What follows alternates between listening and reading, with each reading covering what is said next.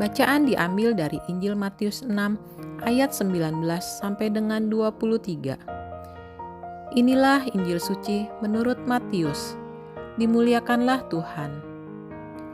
Dalam khotbah di bukit, berkatalah Yesus, "Janganlah kalian mengumpulkan harta di bumi. Ngengat dan karat akan merusakkannya, dan pencuri membongkar serta mencurinya. Tetapi kumpulkanlah bagimu harta di surga.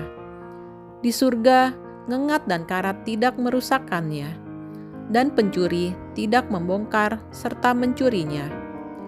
Karena di mana hartamu berada, di situ juga hatimu berada. Mata adalah pelita tubuh. Jika matamu baik, teranglah seluruh tubuhmu. Jika matamu jahat, gelaplah seluruh tubuhmu. Jadi, jika terang yang ada padamu gelap, betapa gelapnya kegelapan itu." Demikianlah sabda Tuhan. Terpujilah Kristus. Untuk kita renungkan, Yesus hari ini berbicara tentang kelekatan pada harta. Di mana hartamu berada, di situ juga hatimu berada. Artinya, dari tata kelola harta, hati seseorang dapat dinilai. Kalau yang ditumpuk adalah harta duniawi, hati seseorang berarti melekat dengan keduniaan dan pandangan manusiawi saja.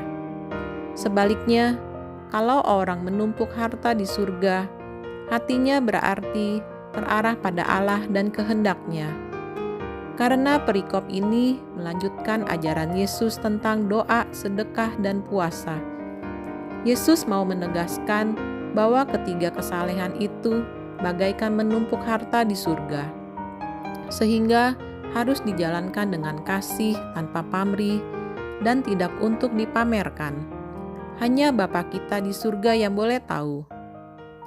Di Matius 19 ayat 21, harta di surga dikaitkan dengan panggilan menjadi murid Yesus, dan secara khusus dikaitkan dengan membantu orang miskin.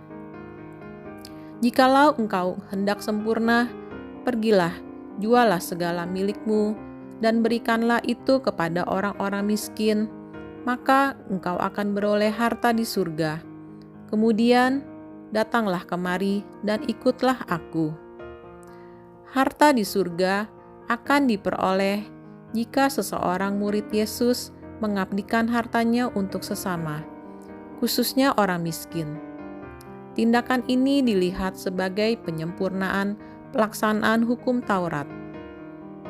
Tata kelola dan prinsip penggunaan harta milik para pengikut Yesus harus berfokus pada kebaikan dan kesejahteraan bersama.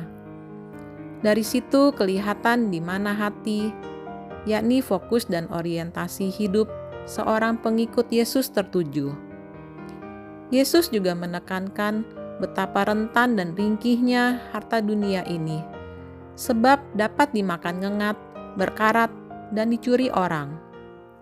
Artinya, sehebat-hebatnya manusia menjaga dan memelihara hartanya, semuanya itu hanya sementara dan tidak akan bertahan. Karena itu, harta dunia ini tidak dapat dijadikan andalan dan jaminan. Hidup yang dijamin dan diamankan dengan harta adalah hidup yang semu saja. Kaitan dengan metafora mata yang baik dan mata yang jahat menjadi jelas. Mata bagaikan jendela manusia karena memancarkan apa yang ada di dalam dirinya, yakni suasana batin dan kesehatan fisik, juga menyerap terang dan pengaruh dari luar. Mata juga adalah pelita karena menuntun manusia di jalan-jalan gelap kehidupan.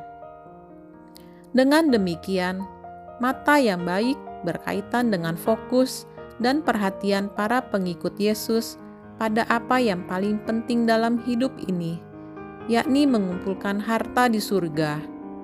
Sebaliknya, mata yang jahat menunjuk pada manusia yang egois dan hanya memikirkan dirinya sendiri, serta sibuk menumpuk harta dunia saja. Ia punya mata, tetapi hidup dalam kegelapan. Demikianlah renungan. Tuhan Yesus memberkati kita semua.